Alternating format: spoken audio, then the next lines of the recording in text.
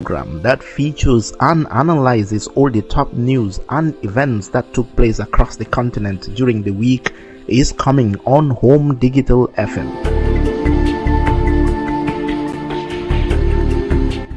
The 1 hour week in review program will exhibit experts and commentators to look back on the news of the past 7 days and break down stories and issues across Africa that everyone is talking about.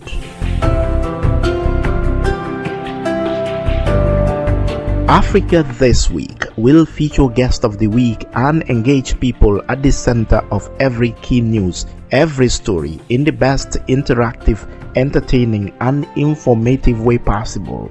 Africa This Week on Home Digital FM 99.9 every Saturday from 5 p.m. to 6 p.m. starting from next Saturday, October 22nd. Africa This Week with me, Bojang Jnr. See you there.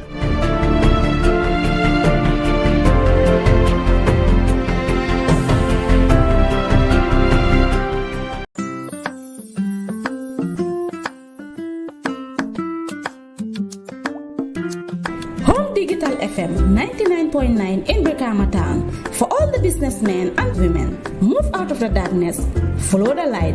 Come sell your business with us today. Home Digital FM, let your customers know what you're offering. Be on top of your competitors.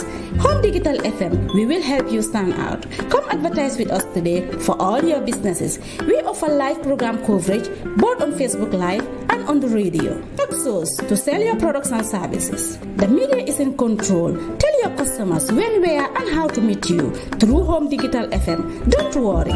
Do your business. We will sell you out. Call us today on 734-3125 or 200-5770 620-1413 766-8394. Home Digital FM. Follow the light.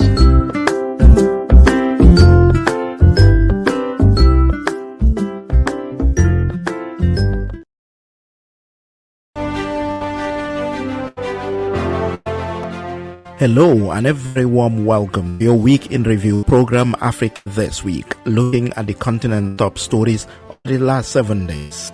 Coming up in this edition,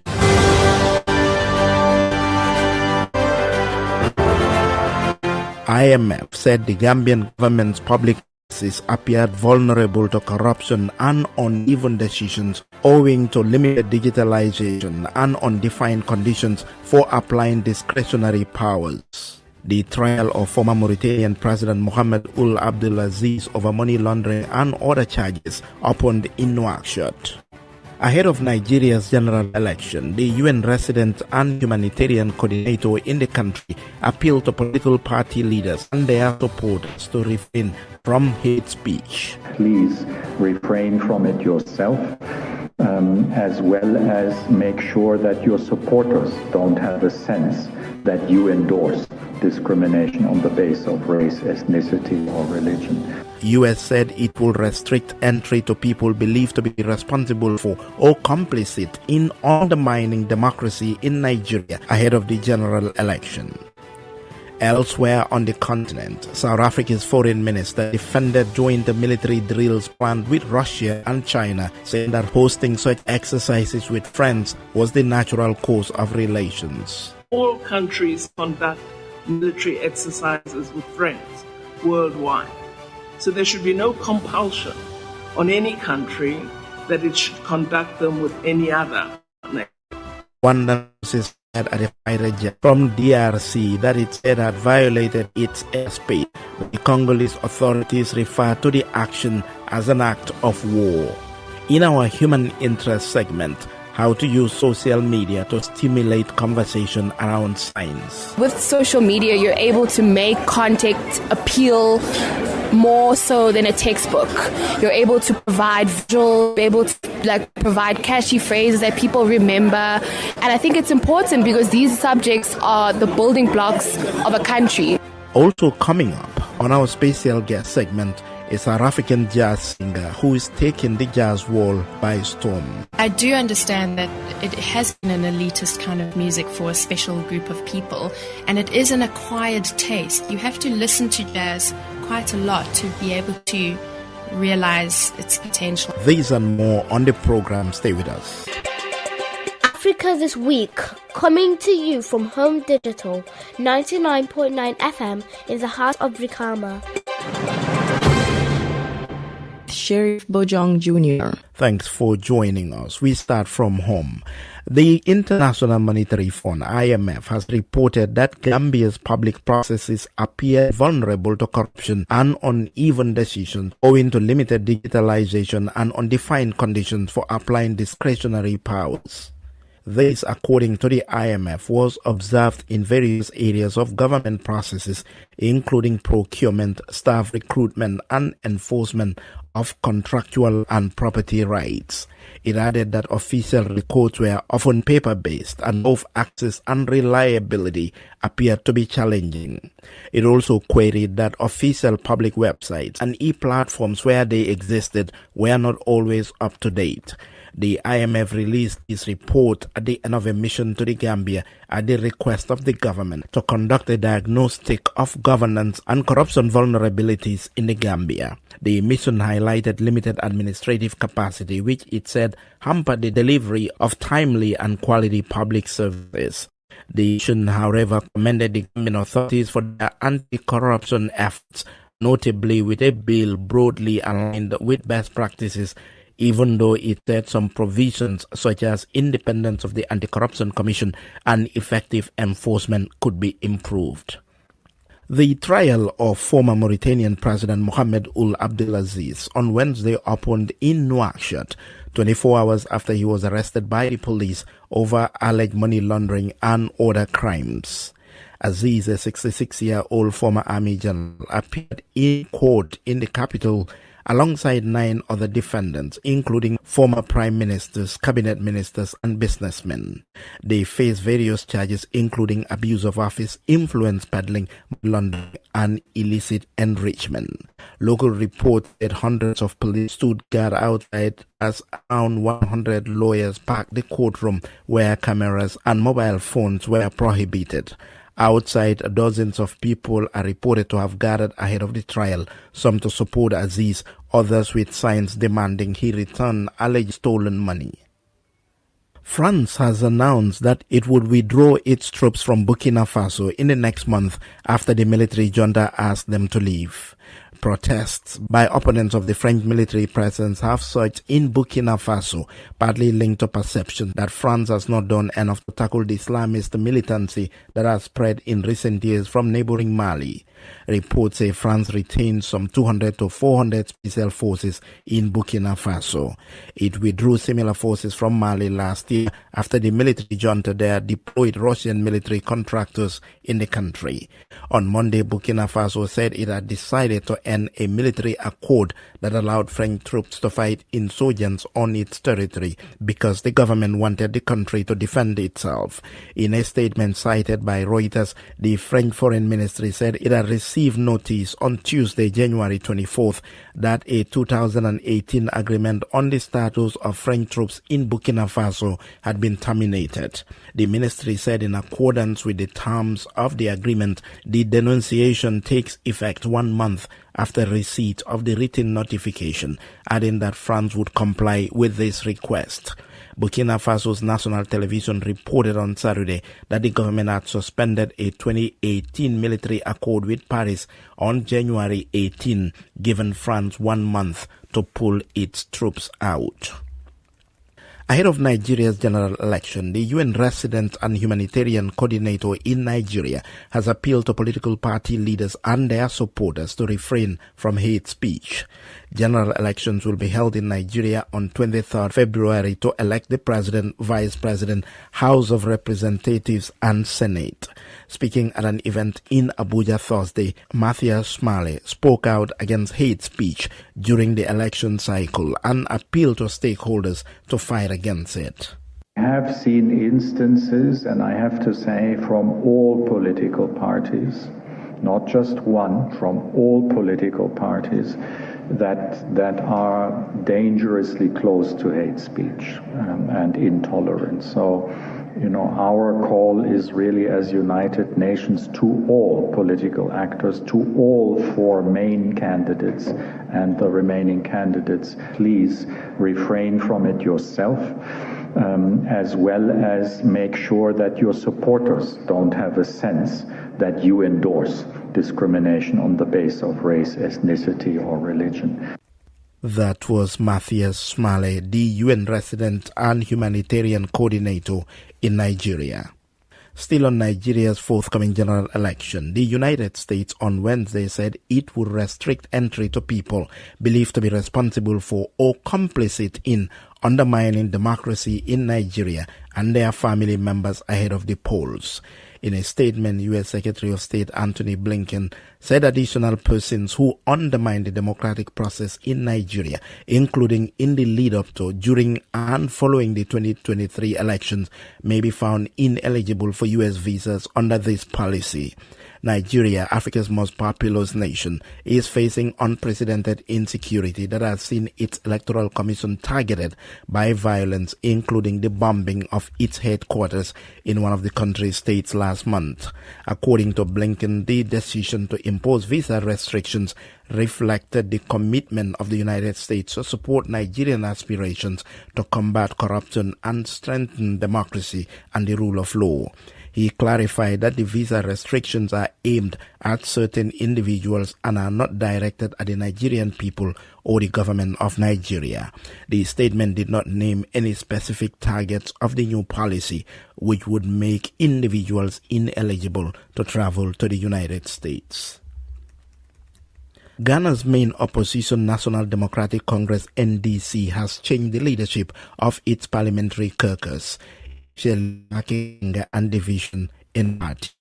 The change in the party's leadership position appears to have taken many by surprise, as it was the first time during the tenure of a parliament that a party has initiated changes in the front bench of its leadership. NDC said the change of the leadership in parliament was part of a strategy to secure victory in the 2024 presidential election.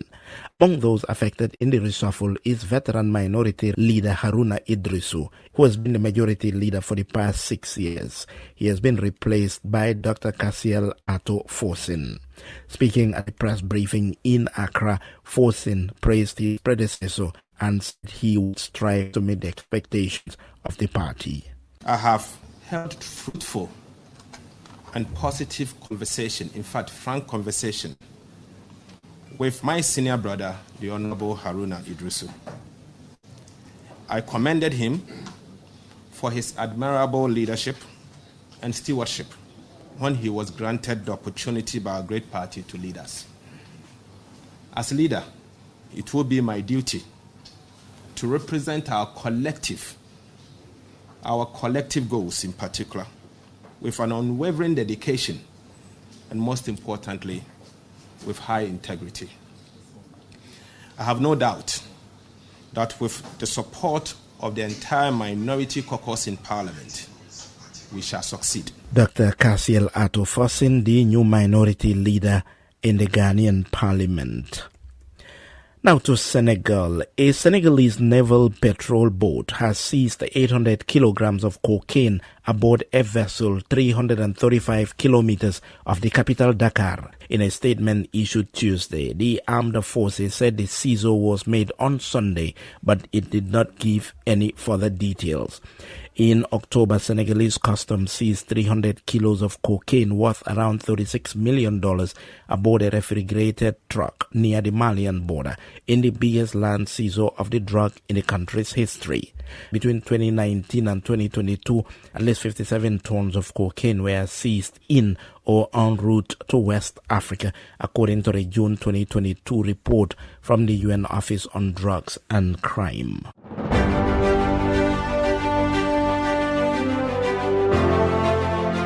You are listening to Africa This Week on Home Digital with me, Sharif Bojang Jnr. A reminder of our top stories.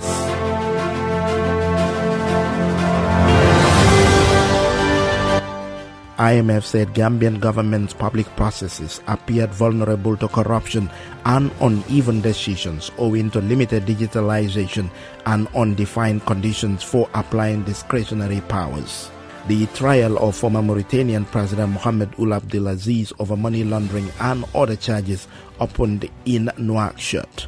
And the US said it would restrict entry to people believed to be responsible for or complicit in undermining democracy in Nigeria of this year's general election. Still ahead in the program, Sarah Minister defended joint military drills planned with Russia and China, saying that hosting such exercises with friends was the natural course of relations. We also have our human interest and special guest segments, plus sports and more. Stay with us. Africa This Week, coming to you from Home Digital 99.9 FM in the heart of Brikama. Rwandan forces on Tuesday fired at a fighter jet from Democratic Republic of Congo that it said had violated its airspace, prompting the Congolese government to accuse Rwanda of an act of war. A video shared widely on Congolese social media showed a projectile shooting towards an airborne military plane before exploding in the air near the plane, which continued to fly. Congo denied Rwanda's accusation that the jet had been in Rwandan airspace, the latest dispute between the two countries whose relationship has been strained by a rebel insurgency. In a statement, DRC said the Rwandan shots were directed towards a Congolese aircraft flying within Congolese territory, confirming the plane had landed in the provincial capital Goma without suffering major damage. It described Rwanda's move as a deliberate act of aggression that amounts to an act of war aimed at undermining a peace agreement to end an offensive by the M23 rebel group. Earlier, the Rwandan government said its forces had fired at the jet after it violated Rwandan airspace in Rubavu, the same area as previous alleged violations, prompting the government to take defensive measures. South Africa's foreign minister had defended joint military drills planned with Russia and China, saying that hosting such exercises with friends was the natural course of relations. Naledi Pandor was speaking on Monday during a meeting with Russian Foreign Minister Sergei Lavrov, who was visiting South Africa 11 months after Russia's war in Ukraine. South Africa is one of Russia's most important allies on a continent divided over the invasion and Western attempts to isolate Moscow because of its military actions. One of the things we as Africans need to resist is this impulse of wanting to direct a double standard form of international conduct toward us. That what I do is okay for me, but you cannot do it because you are a developing country or you are Africa. That is an abuse of international practice. All countries conduct military exercises with friends worldwide. So there should be no compulsion on any country that it should conduct them with any other partner. It's part of a natural course of relations between countries. South Africa's Foreign Minister Naledi Pandor. Now to Tanzania, where opposition leader and former presidential candidate Tundu Lissu Wednesday returned home from years of exile in Belgium to a cheering crowd after the government lifted a ban on political rallies. A former lawmaker and a fierce critic of the government, Lissu initially left the country to seek treatment abroad after he was shot 16 times, mostly in his lower abdomen, in an attack by unknown gunmen in the administrative capital Dodoma in 2017. President Samia Suluhu Hassan lifted a ban on political rallies this month, more than 6 years after her predecessor John Magufuli imposed the measure, which caused frequent run-ins between opposition leaders and police.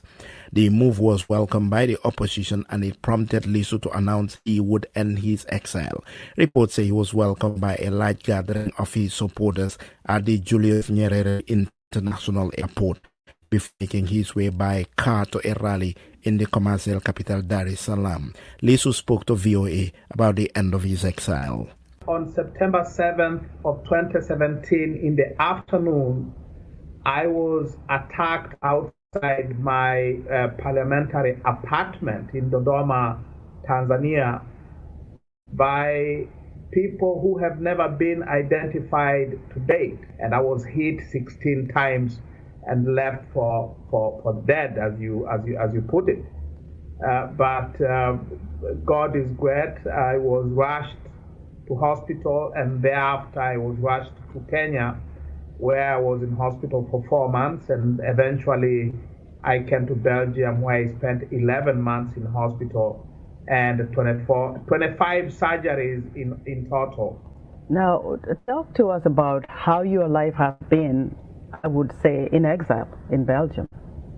I woke up one fine morning, went to my office. I never returned home. And I have not been able to return home ever since that fateful day, with the exception of the 3 months that I spent campaigning for presidency in 2020. These have been some of the most difficult periods of my life, separated from my family, separated from the people I love, separated from the country that I have loved, that I call home. Tanzanian opposition leader and former presidential candidate Tundu Lissu. Human Rights Watch has urged the Cameroonian authorities to conduct an effective, transparent investigation into the killing of Martinez Zogo, a leading investigative journalist. Zogo, who was director of the radio station Amplitude FM, regularly exposed corruption through his work, and in the days before he was killed, spoke on air about threats he faced. His body was found on January 22nd in Soa, a suburb of the Cameroonian capital Yaoundé. Media accounts said Zogo's body showed signs consistent with severe torture, including a and hot face. An article said he received electric shocks. He made to eat face, and his tongue did not have its normal position. The government released a statement on January 22nd stating that Zogo had endured significant bodily harm. Louis Mudge, Central Africa Director at Human Rights Watch, said Zogo was a journalist who took great risks to expose the truth about corruption and called on the Cameroonian authorities to conduct a prompt and impartial investigation to bring his killers to justice. Zogo was last seen by colleagues on the evening of January 17 after he finished his work in Yaoundé. Police at their post in Kolonkondi neighborhood said they heard a loud noise outside later that night and found Zogo's damaged car by the gate, as if someone had tried unsuccessfully to drive through it. Zogo was the host of a popular radio program, Embouteillage, or Traffic Jam, which discussed and exposed corruption. From news and current affairs to our human interest segment, this week we feature social media freaks put together by South Africa's Science Ministry to stimulate conversation around science. Hello boys and girls, today we're going to show you how to make your own potato battery. It sounds weird, but it's really cool. All you're going to need is 2 potatoes, a chopping board. When I was going to school, this was my biggest nightmare, science experiment. Imagine having to sit in a classroom or a school lab, either watching or having to take part in an experiment on, let's say, solar-powered chemistry or even chlorophyll extraction. Make sure you have an adult to help you out. Very carefully, cut each of the potatoes in half so that you end up with 4 sections. Gosh, at times I wish I could disappear into the clouds and never return to school. But I'm not alone when it comes to this feeling about science. For so many people across the world, science is not a cup of coffee. Once again, make sure it boasts some and depresses others. Outside the corridors of the classroom, disseminating science information is tough and challenging most of the time. Journalists and other communicators have been struggling in recent times to stimulate the conversation around science. At a science forum I had the opportunity of attending in Pretoria, South Africa, the organizers found a way of turning the perceived boredom of the subject into excitement and fun.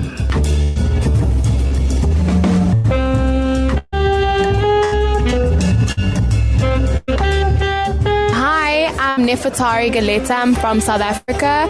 I'm a trend analyst and I manage social media and businesses' online presence on the internet. So basically what we've been doing is we've been using social media in a way to excite and entice the conversation about science, because that's where all the people that need to know about it are on and are living and are active. So for us to be here, it's amazing. I mean, we're currently trending number 1 in South Africa. So the conversation is growing. People are talking about it. Nefertari was among the group of young people put together by South Africa's Department of Science and Technology as social media freaks to disseminate information from the forum to the world, with young people at the heart of the target groups. Basically what we've been doing, we've been posting pictures and video content and basically some of the content that's been happening inside of the conference, just so that it's accessible to everyone. Even if you're not here, you're able to kind of get a sense of what's going on. You talk about excitement. Science is traditionally not the subject that excites people. But in your outreach, in the response, there is excitement. Is it the way you disseminate the information? I think, with social media, you're able to make content appeal more so than a textbook. You're able to provide visuals, you're able to provide catchy phrases that people remember. And I think it's important because these subjects are the building blocks of a country. They're the building blocks of someone's education. So the fact that we're able to make this content exciting and stimulating for people, especially young people, it's phenomenal. You talk about young people, which is very interesting. Most of the social media users are young people. As a young person yourself, taking the science message to other young people, does that help? I mean, even in Africa, there are more mobile devices than there are people. So, I mean, internet presence and the social media is becoming increasingly important to get the message out. Whatever message you're sending in terms of content, in terms of education, those are where your students are living, and that's how you need to progress as a university, as a school, as an NGO, or whatever service you're providing. That's where you need to live, because that's where your customer base lives. Everything that you've put out there on the internet so far, what stands out for you? I think the response that we're getting from people, we're trying to motivate people to engage with the content and to make the content understandable for the everyday person. And the fact that we're getting responses from people who are just regular you and I's, your mom, your aunt, those kinds of people is amazing, because that's what we want it to be. We want people to understand it. We want people to have a love for science in a way that it's not just for science professionals. Anyone can be a scientist. We're all innovators and scientists in our own rights. And I think just the Science Forum in general, it's just proving that every year innovation and that is coming out of the world and it's coming out of Africa is just astounding.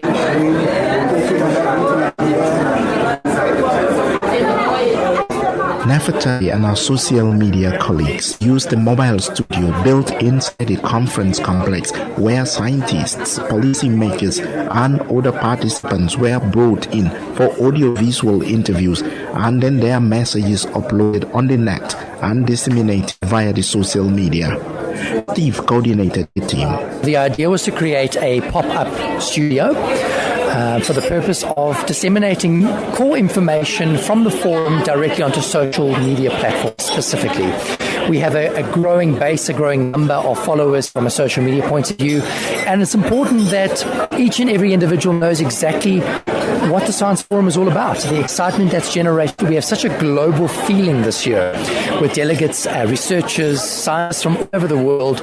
It's important that we portray that excitement, that enthusiasm of science and technology on a social media platform.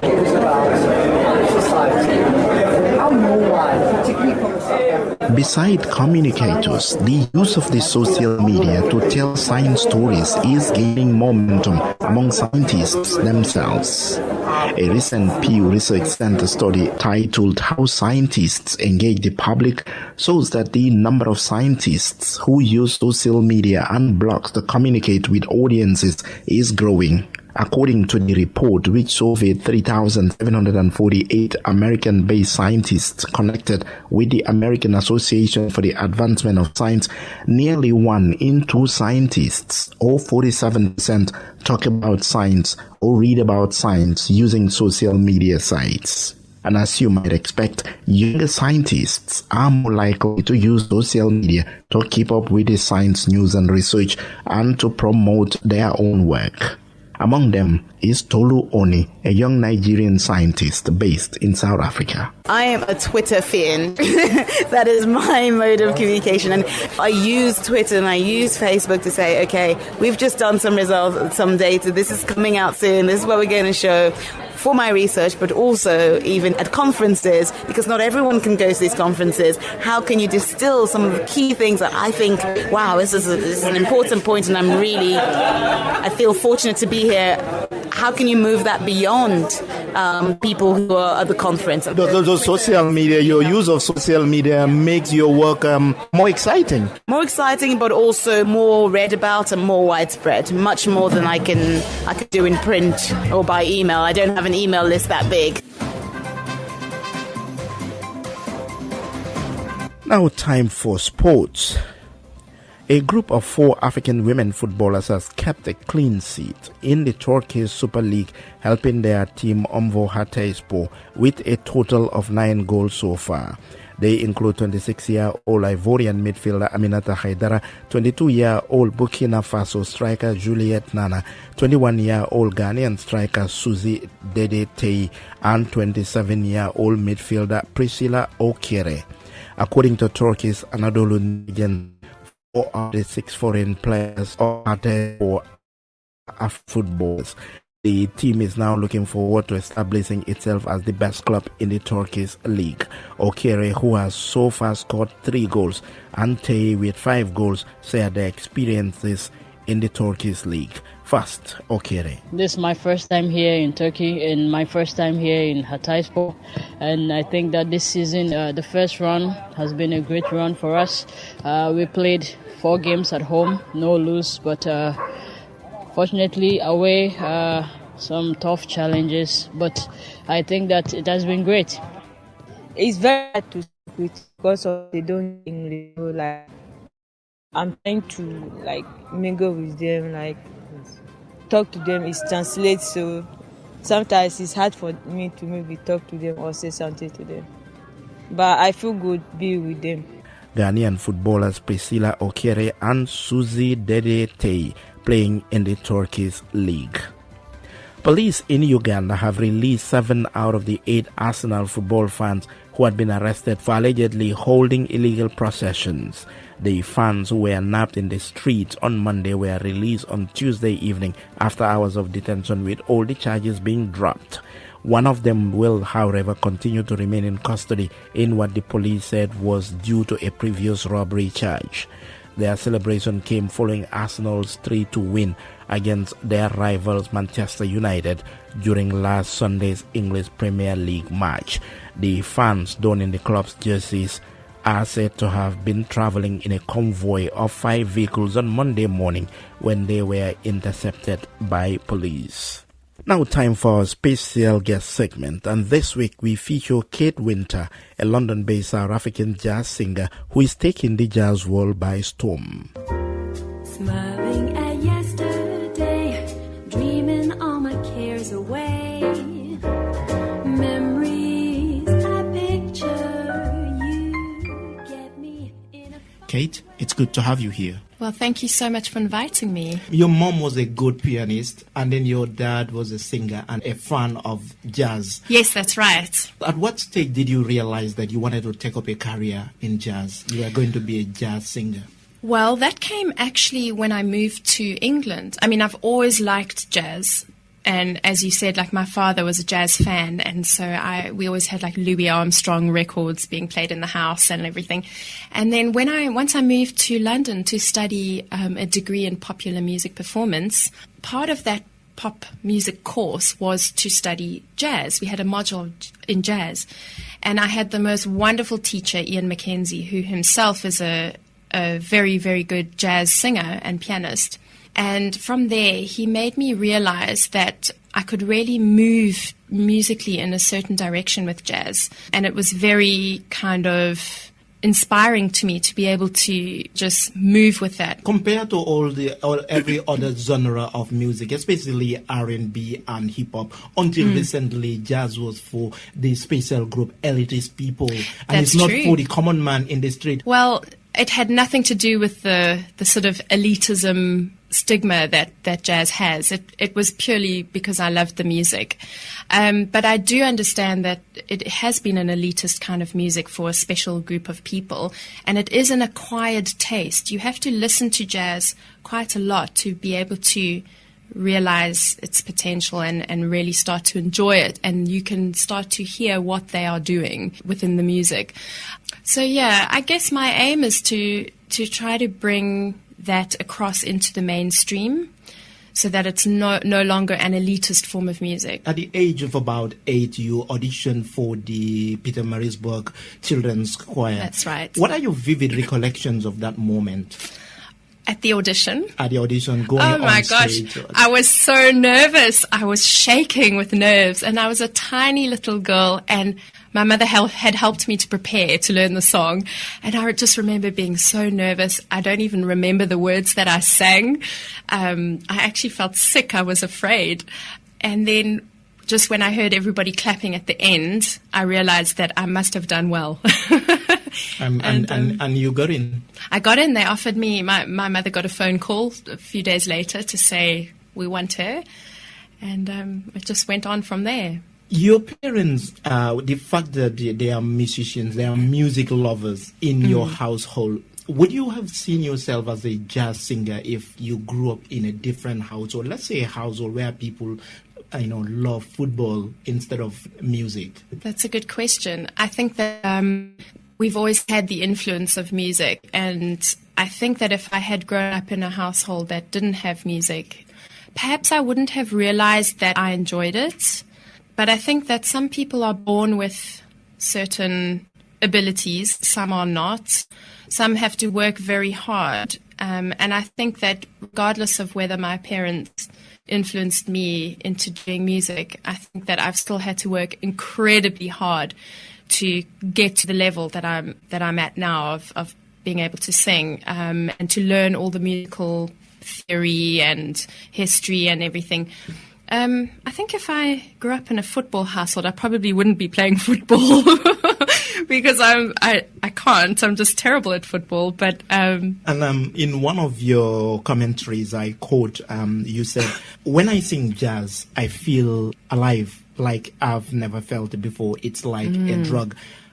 Is jazz the most important thing that ever happened to you? How addicted are you to jazz, this drug? Well, I think, you know what? I love jazz and I love music so much, but there are other things which are very important. For example, family and love and things like that, your faith. Those platforms allow you to continue in the music if you have that grounding of your family and, other things like that. And then you rose through the ranks with all that from the time at the age of 8 when you auditioned for a children's choir. Now you getting there, almost there. You like a big jazz star. And then I actually listened to your music and really, really good. How do you feel anytime you're on stage singing, let's say for a group of people? How do you feel? I have various different emotions I go through. I really try and get into the music. Sometimes I feel like I get quite lost in it and just thinking about rhythms and the music. Or sometimes it's like a really emotional song. And especially some of the ones I've written, they're quite personal to me. And therefore I just kind of try and reach deeply into the emotion of the song while I'm performing it. It's quite a strange thing. Sometimes I'm just singing the song and just thinking of it in terms of music, but I'm really trying to reach out to the audience as well and to bring them in so that they can really kind of feel the emotion that I'm feeling when I'm singing the song. And I'm talking about relating your music to you. Your album, the first album, 2 of the tracks that really, really got my attention. First is Taking a Chance on Love.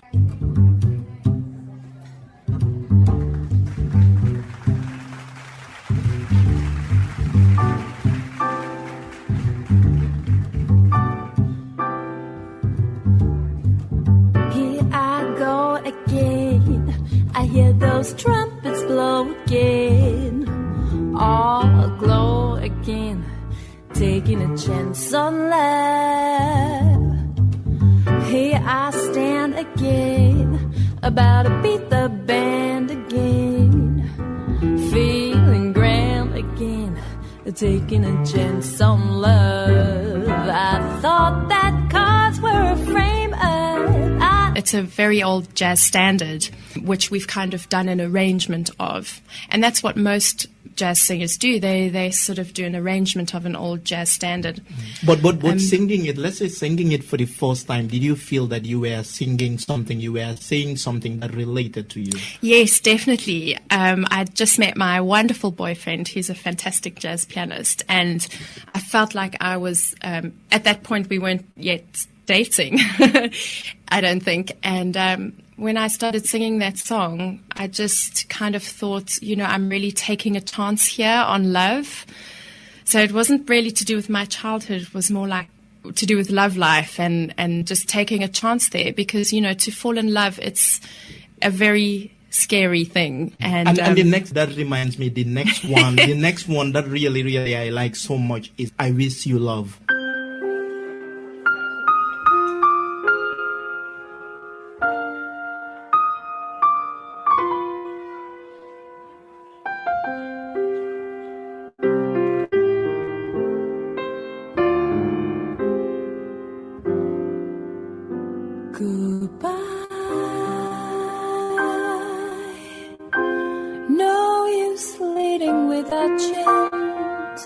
This is where our story ends. Never lovers, ever friends. Goodbye. Let our hearts call it a day. But before we turn away, I sincerely wanna say.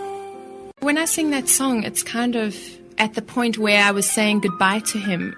The lyrics of the song are kind of about saying, let's cut our losses and go our separate ways because we both know it's not working out. But I wish you all the best in your life, the best of everything. I wish you bluebirds in the spring, I wish wonderful things for your life and for you. You were born during apartheid, a lot of segregation, separation between the whites and then you are a white South African. Yes. What is your recollection of that period, being a child under that separation? I was incredibly lucky in that my father would not stand for that, and he always encouraged us to not have that segregation and just to commune with black people and white people together all the time. And I was very, very lucky that my family were not part of that regime. And I was lucky enough to go to a school where we were black children and white children together. Kate Winter, thank you very much. Good luck with the jazz, and I look forward to watching you on stage someday. Thanks very much. Thank you so much. Thank you for having me. That was Kate Winter, our special guest and London-based South African jazz singer.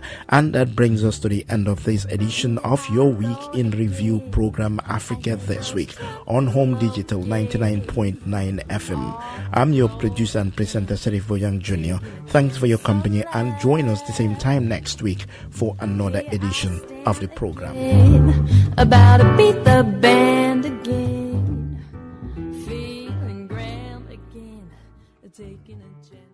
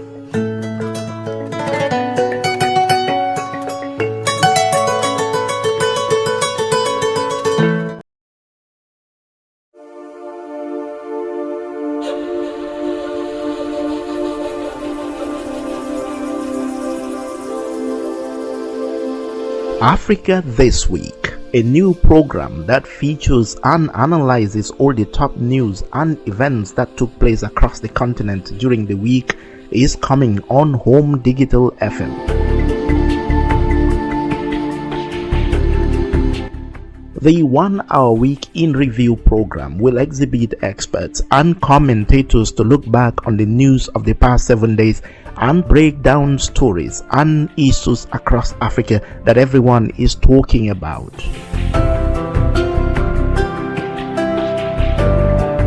Africa This Week will feature Guest of the Week and engage people at the center of every key news, every story in the best interactive, entertaining and informative way possible.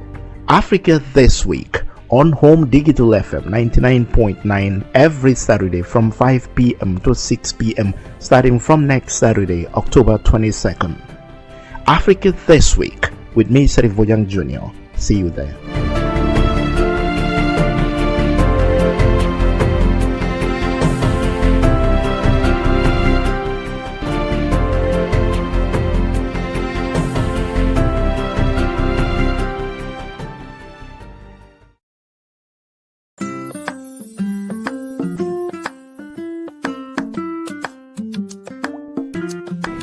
Digital FM 99.9 in Brikama Town. For all the businessmen and women, move out of the darkness, follow the light. Come sell your business with us today. Home Digital FM, let your customers know what you're offering. Be on top of your competitors. Home Digital FM, we will help you stand out. Come advertise with us today for all your businesses. We offer live program coverage both on Facebook Live and on the radio. Talk shows to sell your products and services. The media is in control. Tell your customers when, where, and how to meet you through Home Digital FM. Don't worry. Do your business. We will sell you out. Call us today on 734-3125 or 200-5770 620-1413 766-8394. Home Digital FM. Follow the light.